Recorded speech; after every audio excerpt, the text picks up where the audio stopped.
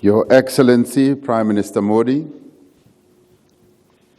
honorable ministers and deputy ministers from both South Africa and India,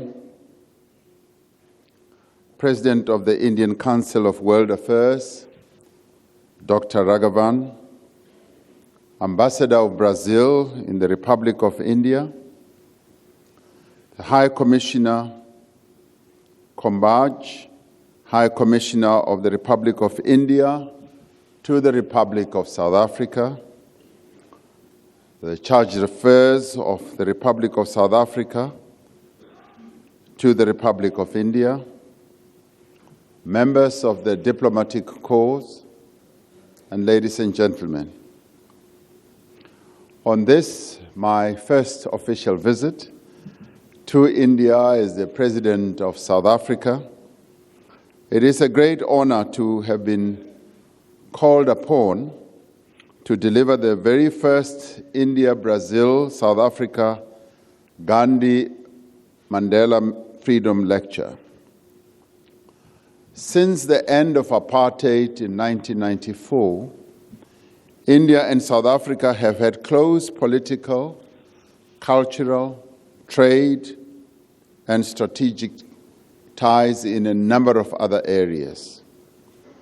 This cooperation has been further deepened since South Africa joined the BRICS group in 2010. India was one of the first countries in the whole world to recognize democratic South Africa after the attainment of our freedom. The Red Fort Declaration, signed by first President of Democratic South Africa, President Nelson Rolihlahla Mandela, during a state visit in 1997, is rooted in Afro-Asian solidarity and has given rise to a successful and enduring strategic partnership between the two countries.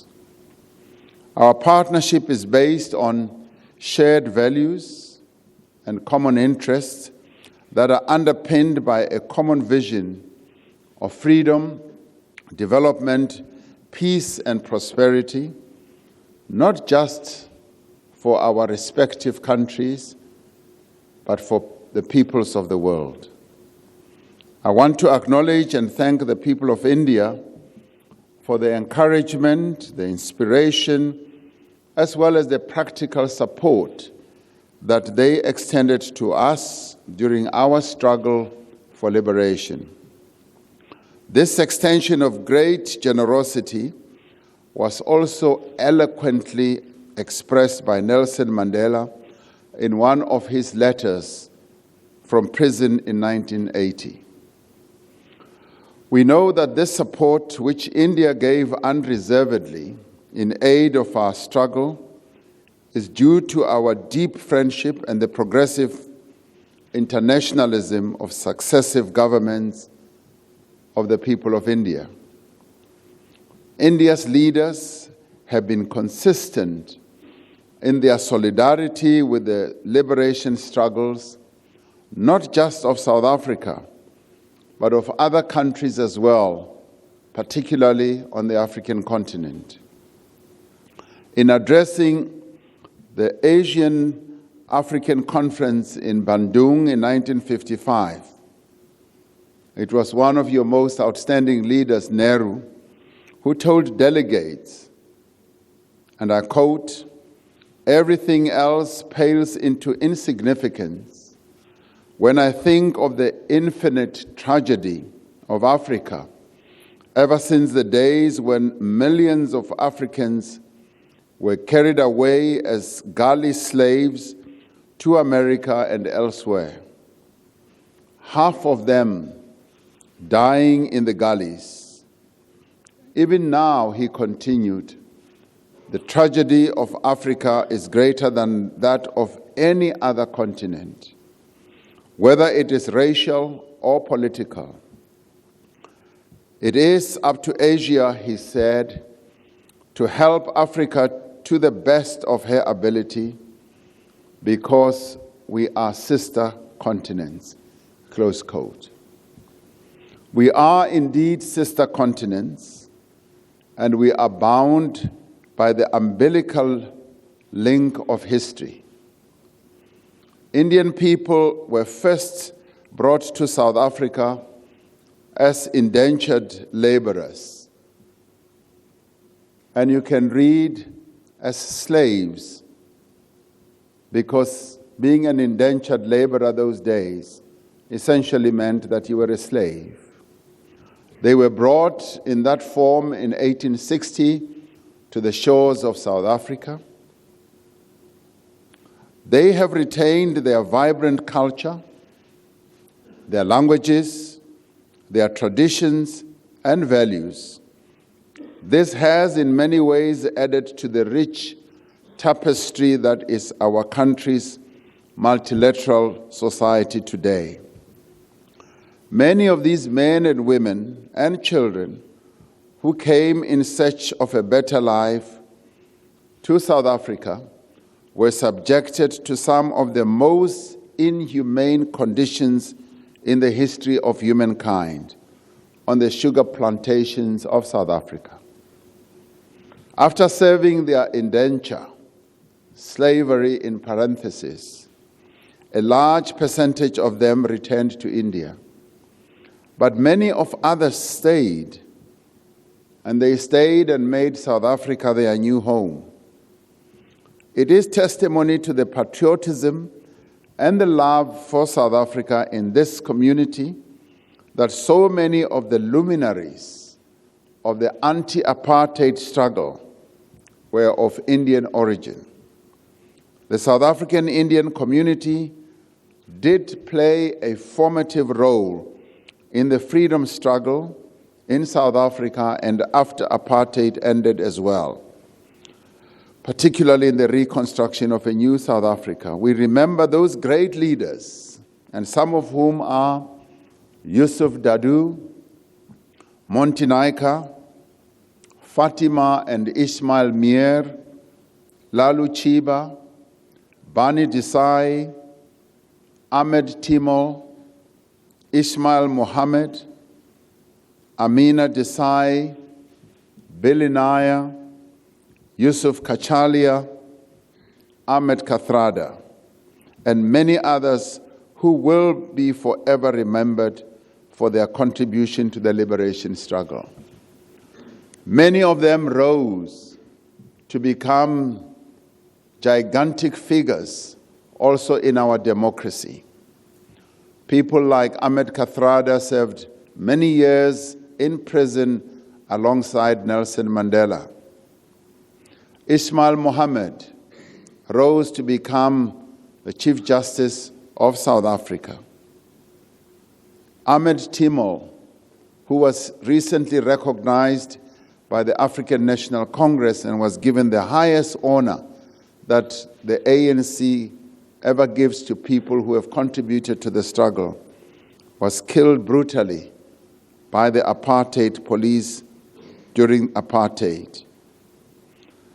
The South African Indian community also produced outstanding activists, as well as cadres who today serve with distinction not only in our government, but in a number of other areas in the professions, legal profession, medical profession, business, engineering professions, and many others. This is the rich bequest that we as South Africans have earned from a tragedy that occurred in 1860 when people of Indian origin were brought to our shores in South Africa as slaves or indentured labor. Mahatma Gandhi's granddaughter, Ella Gandhi, played a leading role in the women's movement in South Africa and was among the first group of members of parliament of the democratic South Africa. These were all leaders of conviction and of principle, and many of them continue to be high-placed people of conviction and principle in the service of the people of South Africa. Those who have departed were unwavering in their belief in the unity of all the oppressed and stood firmly against any attempt by the racist apartheid state to divide our people along ethnic and tribal lines. This resolve still resides in the hearts and the minds of many people of Indian origin in our country. They believed and still believe, as has been the founding principle of the African National Congress, that South Africa belongs to all who live in it. Today, we pay tribute to the life and the times of two of the greatest leaders and statesmen of their generations, and perhaps of all time. Mohandas Gandhi, fondly known as Gandhiji, and Nelson Rolihlahla Mandela, known to all of us as Madiba, are those two statesmen and great leaders. Their legacies go far beyond their statures as the founding fathers of our two great independent nations, India and South Africa. What they lived for, what they stood for, and indeed what they fought for, continues to resonate with people across the world decades since their departure from this earth. They have influenced generations of leaders, not just in South Africa and India, but worldwide. Their thought on justice and liberty, on human dignity and human rights, and on a non-violent resistance process continues to influence social and political movements in all four corners of the globe. They shared a common passion for and understanding of the principle of sustainable development decades before the term was even coined. They understood the importance of environmental conservation, of the development of rural communities, of agricultural self-sufficiency. They understood this as being the critical process in any nation's success. Gandhi and Madiba were products of their time. They were also products of the social, political, cultural, and other influences that made them, that shaped them, and molded them into what they became. Yet in many ways, they were men who were far ahead of their time. It is indisputable that they were great visionaries. It is equally indisputable that they were great thinkers as well. We often take for granted the sheer force of will, the courage, the conviction, and strength of character that would have been required to be a leader at such times. These were times when the clamor of the oppressed for justice and freedom was growing apace, matched only by the brutality of those who sought to crush them. When liberation came, instead of retribution and vengeance, they extended an olive branch to the former oppressor.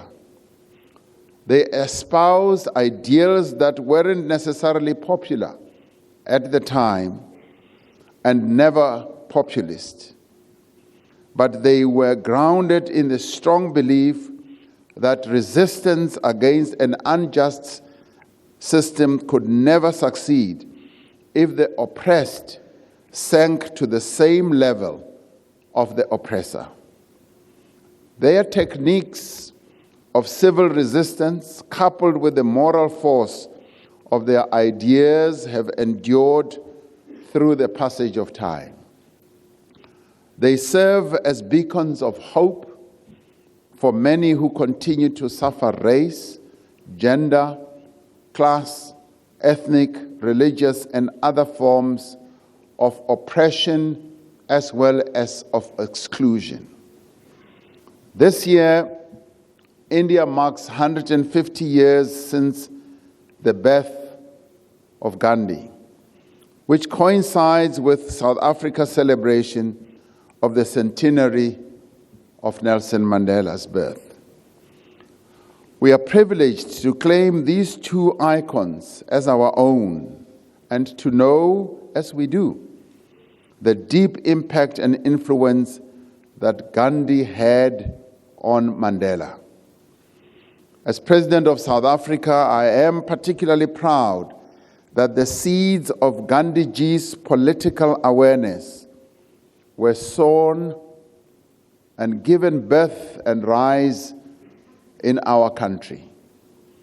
Barely days after arriving in the country, that is South Africa, as a newly qualified barrister, he experienced the brutal treatment of apartheid, racial oppression, when he was forcibly removed from a train carriage that was supposedly reserved only for white people. This humiliating treatment of harsh racism spurred him to enter a life of political activism. Thus, the seed had been born in him to resist and to seek justice.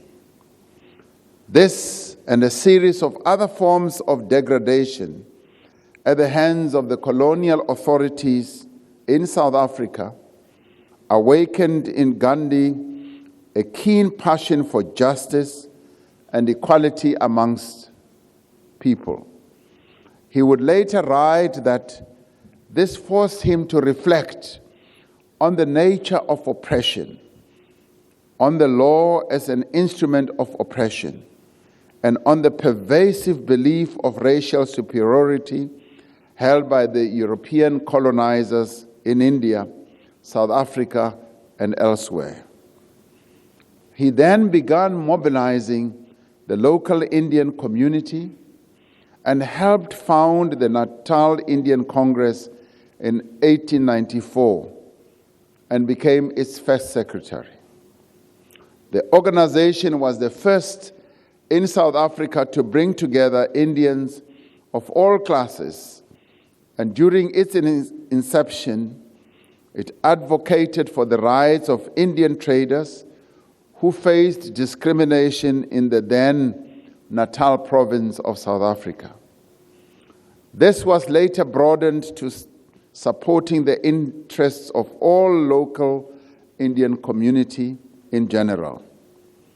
It was at the helm of the Natal Indian Congress that Gandhi first began to articulate his position on civil disobedience and the philosophy that he so well espoused, Satyagraha.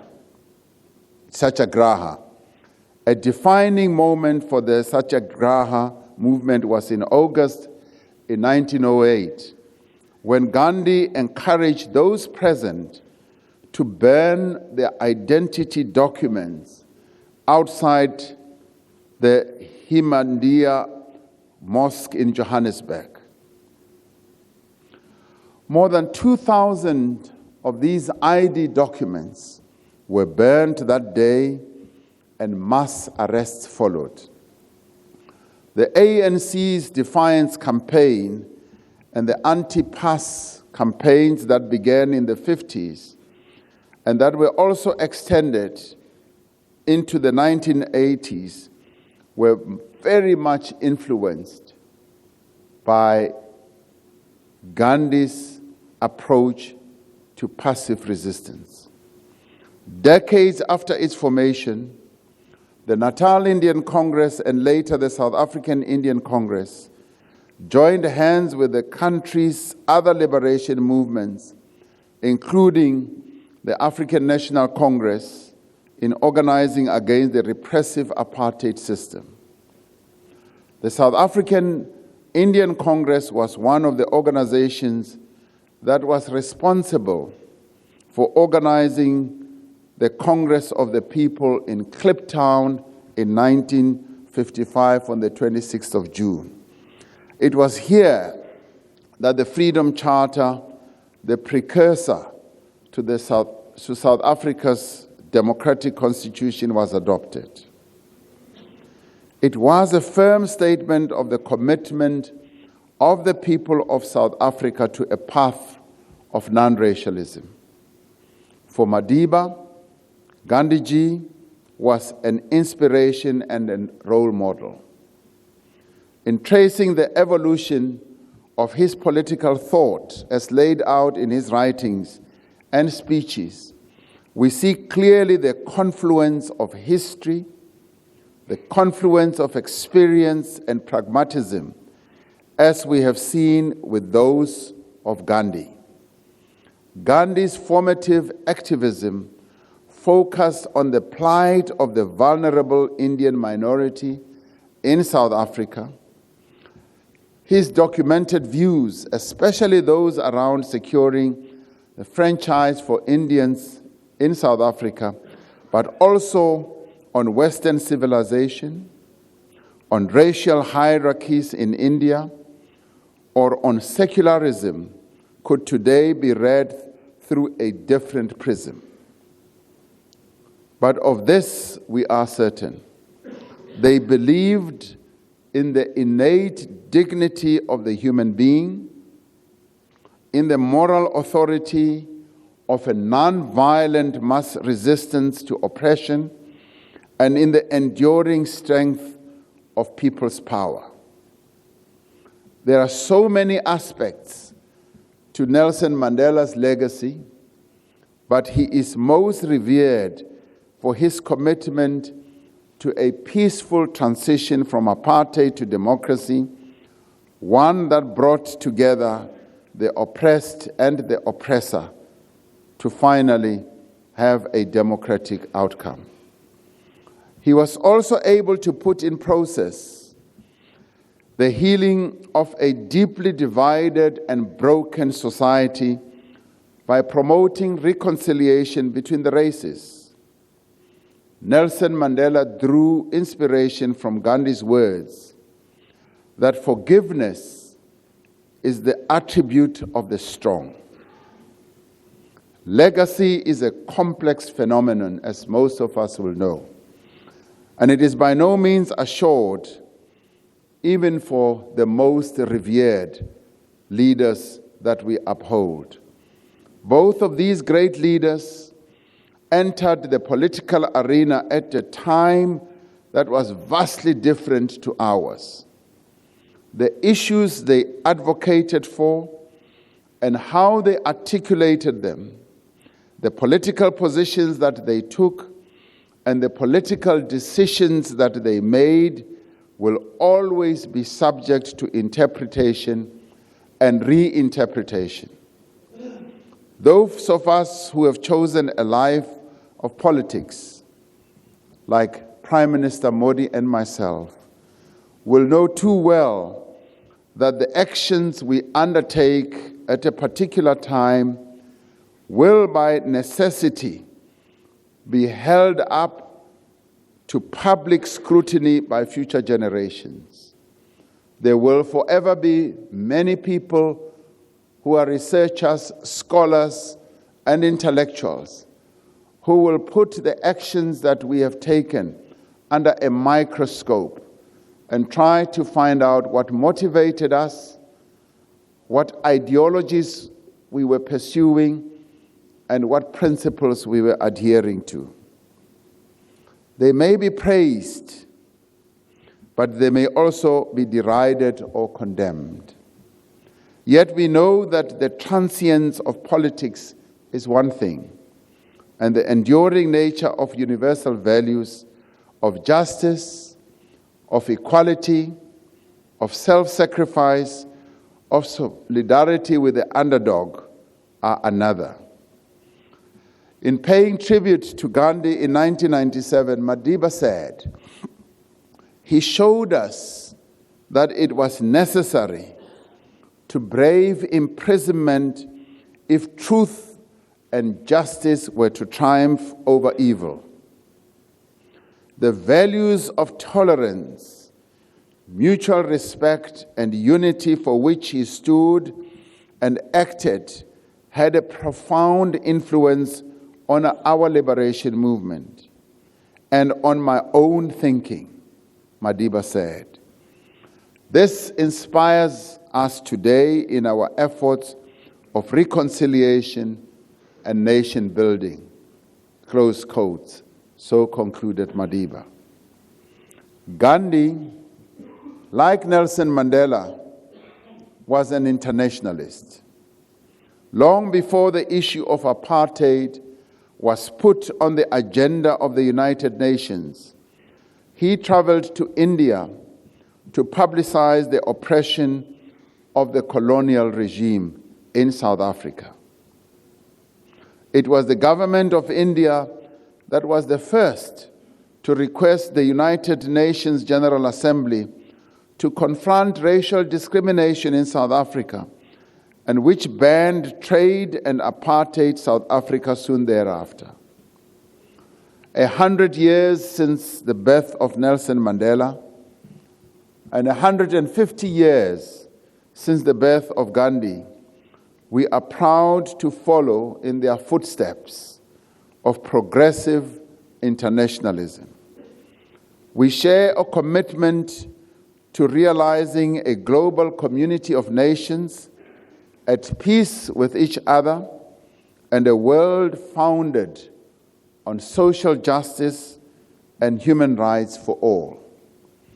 In his first address to the United Nations General Assembly, President Nelson Mandela spoke of the interdependence between nations, saying that ensuring that democracy, peace, and prosperity prevail everywhere was the great challenge of our age. As we as South Africans take up our non-permanent seat at the United Nations Security Council, South Africa is acutely aware of the responsibility we have been entrusted with. In Madiba's honor, we have chosen for our term the theme, Continuing the Legacy, Working for a Just and Peaceful World. Continuing Nelson Mandela's legacy. The African Union's Agenda 2063 aspires to an end of conflict and the silencing of the guns on the continent of Africa by 2020. Serving on the United Nations Security Council affords us the opportunity to meaningfully contribute towards this goal. We are determined to ensure that Africa is not relegated to the periphery of world affairs. We want Africa to take its place. And in fact, we as Africans, with the active support of our sister continent where India resides, are saying this century is Africa's century. We will advance our foreign policy in a manner that champions the interests of Africa and her peoples, but we will do so with full respect and cooperation as well as collaboration with other countries around the world. And India is one of those that we count amongst the first that we seek collaboration and cooperation with. As a country, South Africa has come a long way since 1994.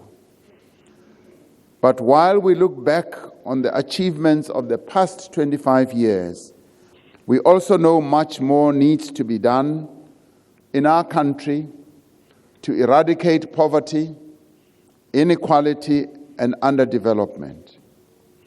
Yet we take to our challenges with vigor, knowing that the South Africa that Nelson Mandela dreamed of, the South Africa that Gandhi dreamed of, a democratic, non-racist, non-sexist South Africa, is indeed within our reach. As we build on our achievements, we applaud the governments of India, particularly in relation to its focus on Afro-India solidarity. This solidarity and cooperation has geopolitical, cultural, educational, technical, and economic aspects. Prime Minister Modi, the 10 guiding principles announced during your visit to Uganda last year stress the importance of an equal developmental partnership that will be to the benefit of all our people. South Africa looks forward to participate in the 4th India-Africa Forum Summit and to further advance collaboration between India and Africa within the framework of Agenda 2063. South Africa and India have come a long way in addressing our respective challenges of underdevelopment, economic and political marginalization. Both Gandhi and Mandela wanted to see a world free of racial discrimination, but it was the grinding poverty experienced by millions of people in the global South that pained them the most. They understood that unless poverty was addressed as well as eradicated, the highest level of human progress would not be attained. Through our cooperation on a range of platforms, such as being members of BRICS, being members of IPSA, the Indian Ocean Rim Association, the G20, the G77 plus China, and the non-aligned movement, we will continue to work together in pursuit of a world that is free of poverty. The India, Brazil, and South Africa Dialogue Forum, in particular, is a practical expression of our shared values of democracy, justice, human rights, and good governance. It prioritizes inclusiveness, human development, peace, transparency, social justice, and equity. As like-minded emerging economies, we recognize that we have a collective role to play in addressing, but more importantly, in correcting the imbalances of the global economy. The global economy is facing a number of challenges right now. And these are challenges of lackluster growth that will no doubt have an impact on growing or developing economies. IPSA countries have made substantial contributions in improving the lives of thousands of people through the IPSA Fund. Many of these activities have taken place quietly in the background without much fanfare, but have provided much-needed relief and hope to recipient countries. As South Africa, we look forward to deepening our relations with India through stronger commercial and people-to-people ties. We need to focus on growing our trade, increasing investment in each other's countries.